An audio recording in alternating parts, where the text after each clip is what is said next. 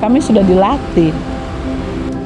Dan itu harus dimulai. Kami punya tanggung jawab untuk ada di sana.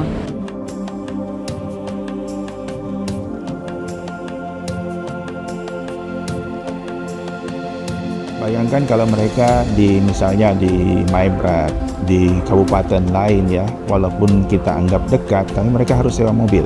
Rata-rata sewa mobil 1 juta. Mereka harus sewa itu untuk datang ke sini untuk ambil obat.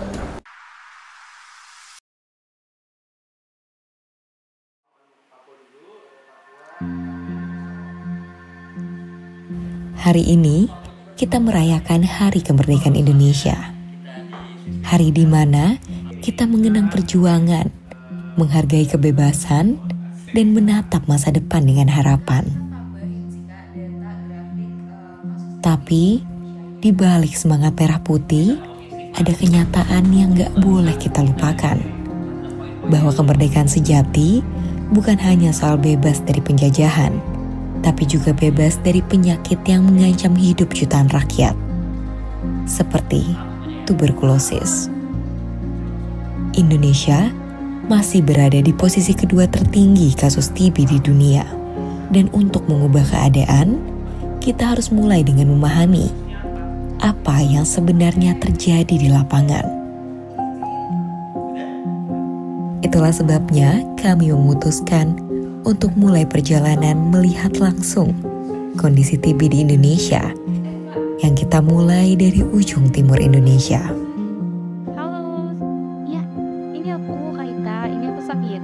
Sebelum berangkat, kami sudah menghubungi beberapa tenaga kesehatan di Sorong. Mereka bersedia mengajak kami melihat langsung bagaimana situasi TB di sana.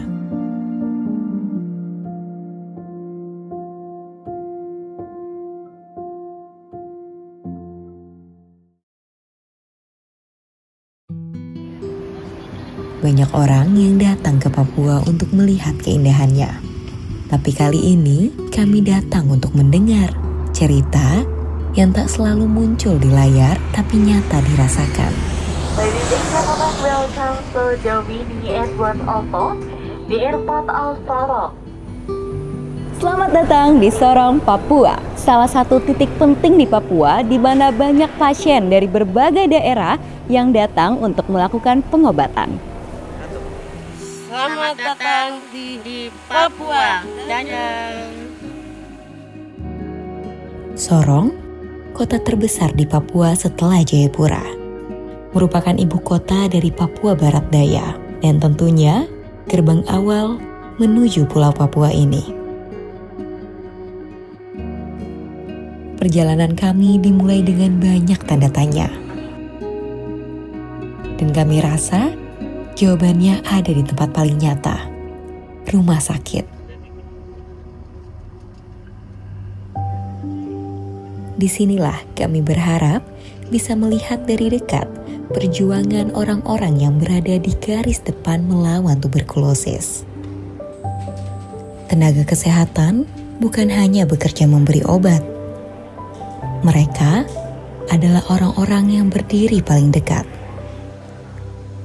Mereka menyaksikan yang terbaik dan yang terburuk setiap harinya. Mereka yang sering kita lihat, tapi jarang diingat ketika senyum kembali hangat. Episode ini adalah cerita perjuangan mereka melawan tuberkulosis di bumi Cendrawasih. Untuk benar-benar memahami TB di Papua Barat Daya, kami ingin melihat dari mata mereka yang paling dekat. Saya Dr. Rizwan Poniman, spesialis penyakit dalam, bertugas di RSUD Kabupaten Sorong. Jadi saya di sini spesialisnya sejak 2016 di Kabupaten Sorong, tapi dari sehari-hari dari sejak 2003 saya sudah di Sorong. Perkenalkan, nama saya Margareta B.Y. Litai. Sehari-hari bekerja di ruang TB RSO sekaligus RO di ruang rawat inap.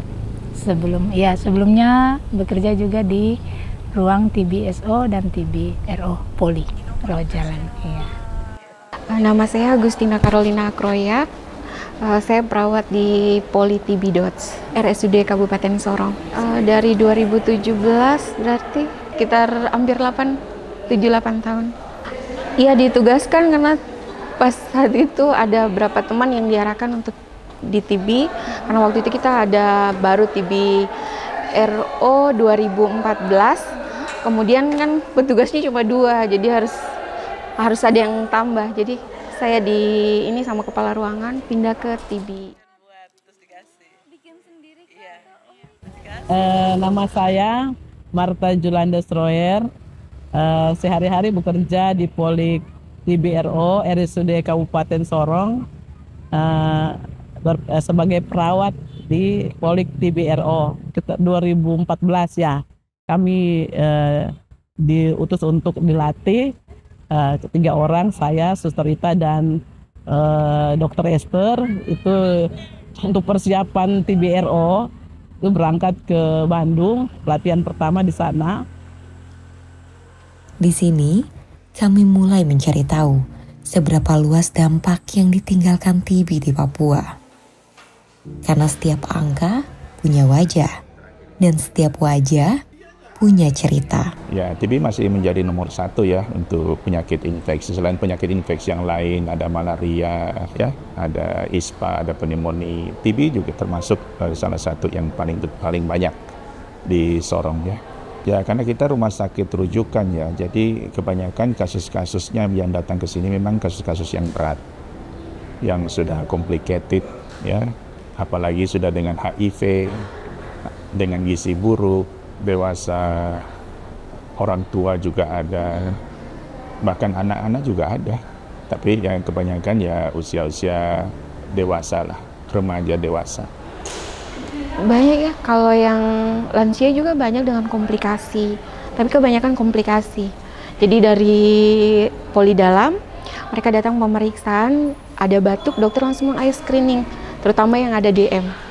Nah, yang kedua ya usia produktif, lumayan mungkin karena sosialisasi dari teman ke teman, karena berapa kali yang kita dapat tangkap langsung, mereka bilang ada teman saya yang batuk tapi tidak mau periksa, jadi dia juga batuk, langsung sama keluarga sarankan ayo kita pergi periksa dahak gitu, harus ke rumah sakit periksa, nah baru kita dapat. Pemahaman adalah kunci, karena pengobatan tak akan berhasil kalau pasien tak benar-benar mengerti apa yang sedang mereka hadapi. Sebelumnya tuh pemahaman masyarakat itu sedikit tentang TB. Dan banyak itu kasus-kasus primer, TBRO primer. Artinya TBRO primer artinya mereka belum pernah di OAT tetapi tertular kuman yang resisten. Iya, jadi disebut TBRO primer, itu banyak. Semua pasien menggunakan TCM yang terduga TB. Jadi sudah di-screen ada gejala-gejala TB, wajib TCM. Kalaupun di wilayah misalnya tidak terjangkau TCM, hanya mikroskopis bisa diobati, tetapi dengan catatan tetap pengiriman sampel untuk TCM. Takutnya obati dengan mikroskopis, tetapi hasil TCM-nya resisten. Masih keterbatasan pengetahuan untuk segera mencari pengobatan jadi kadang-kadang masih dibiarkan batuk, nanti dianggap biasa ya, padahal sebenarnya itu sudah TB. Akhirnya badan kurus baru mereka bawa ya, di rumah harus pakai masker, pasiennya harus diberikan masker, kita sediakan masker untuk pasiennya. Kadang untuk kita menyampaikan untuk isolasi mandiri dengan pemakaian masker saja ya, di sini memang pakai karena mungkin, tapi kalau di rumah lepas. Jadi batuk dipikir batuk biasa. Jadi mereka juga tidak terlalu untuk mau datang berobat. Sebagian takut dan kayak rasa takut di sanksi sosialnya gitu. Jadi mereka kadang bagaimana nih kalau kena ini nanti gimana ini. Jadi kita harus lebih lagi edukasinya. Penting sekali, apalagi mereka yang baru pertama pengobatan, yang baru tahu tentang TB, itu menurut saya ini penting sekali, mereka harus diedukasi. Dan memang kita butuh waktu ekstra, kita jelaskan risiko kalau tidak minum obat bagaimana, dampaknya bagaimana nanti dengan keluarga. Untuk ngobrol dengan mereka sampai mereka, oh iya, terus kita umpan balik lagi, kira-kira mereka paham tidak dengan apa yang kita bilang. Biasanya saya tanya balik, bagaimana ibu, siapkah minum obat? Kalau dia bilang, iya suster, saya berusaha untuk harus, itu sudah.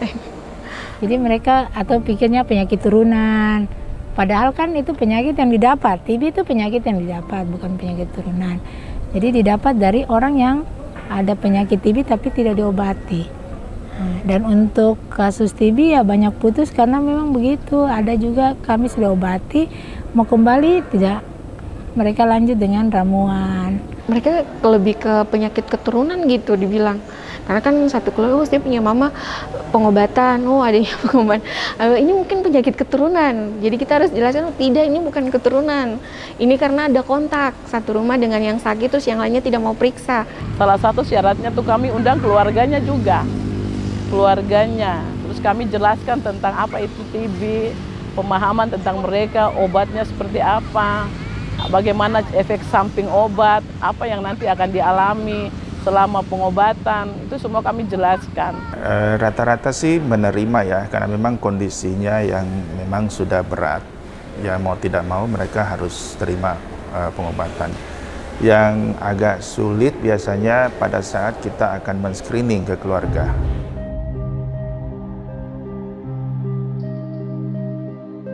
Karena daerah Papua ini kan luas dan juga masih ada daerah-daerah yang belum jalur transportasi itu sampai ke sana. Jadi banyak juga ada sebagian juga yang belum paham tentang TB. Setelah itu kami kasih penjelasan, kan kami tanya, ada kucingnya kan tanya, kenapa Anda mengerti kah atau Bapak Mama mengerti kah dikirim kemari untuk berobat di sini. Nah, nanti dari rumah sakit sebelumnya mereka bilang, iya saya disuruh mau berobat ke sini. Karena di tempat saya berobat tidak ada obatnya. Jadi saya katanya dirujuk kemari untuk diobati. Ya, rumah sakit RSUD Kabupaten Sorong ini RSUD rujukan satu-satunya. Jadi kebanyakan ya dari sekitar, dari kota Sorong, yang paling banyak ya kota Sorong, kabupaten sekitarnya, dari Maibrat, Tambrau, dari Sorong Selatan, semuanya ke sini. Bahkan dari Manokwari pun ada yang ke sini. Ya, kalau kota Sorong sih dekat ya, sekitar 20 kiloan lah. Ya, kurang lebih masih bisa dengan mobil. Dari kabupaten sekitar yang mungkin ratusan kilo. Ya, itu yang memang butuh effort untuk sampai ke rumah sakit sini. Apalagi yang dari Raja Ampat ya, yang dari kepulauan-kepulauan Raja Ampat, itu mereka kan butuh speed ya, butuh kapal untuk sampai ke Sorong. Mereka jauh, habis biaya untuk datang. Bayangkan kalau mereka misalnya di Maibrat, di kabupaten lain ya, walaupun kita anggap dekat, tapi mereka harus sewa mobil. Rata-rata sewa mobil 1 juta. Mereka harus sewa itu untuk datang ke sini untuk ambil obat. Nah itu yang menjadi sulit, apalagi kalau mereka merasa sudah sembuh, mereka tidak melanjutkan pengobatan. Karena mereka lebih memikirkan biaya hidupnya. Dan kebanyakan mereka numpang di rumah keluarga, ada di kabupaten, ada di kota, jadi mereka sementara di situ terus lakukan pemeriksaan. Seandainya pasien itu tidak datang untuk minum obat ya itu karena masalahnya tuh, tantangannya tuh jarak tempat tinggal dengan unit pelayanan rumah sakit yang ada. Jadi tantangan kami tuh seperti itu, karena jarak tempat tinggal mereka itu jauh, kan dari kabupaten sekitar, dan jarak itu berjam-jam gitu. Kalau dari Sorong Selatan sekitar 4-5 jam. Kalau dari Tambrau itu mereka harus datang menginap lagi di rumah keluarga di Sorong. Dari Raja Ampat, kalau seandainya di Waisai itu 2 jam lah kemari, itu bisa mereka datang besok pulang. Tapi kalau dari pulau-pulau yang agak jauh, ya itu masalah transportasi itu menjadi masalah dalam pelayanan. Itu yang membuat kenapa banyak pasien yang putus berobat. Nah, itu. Ada yang putus pengobatan, ada juga yang meninggal, Ada juga karena transportasi akhirnya putus. Untuk setiap bulan harus follow up, kadang pasien tidak punya uang taksi. Ya kadang ya mau pulang ya tidak ada biaya ya. Patungan kami kasih untuk pulang atau balik untuk kontrol bodak. Kami patungan di ruangan poli ya, kasih untuk balik. Untuk meringankan sebenarnya tujuan kami meringankan beban transportasi, biasanya kita kembalikan ke puskesmas. Cuma persoalannya puskesmas sendiri yang belum lengkap dengan pengobatan dan lain-lain. Bahkan ada puskesmas tapi tidak ada petugasnya, nah ini yang lebih sulit lagi. Biasanya kalau pasiennya punya handphone ya kita bisa lakukan kontak lewat HP, lewat WA.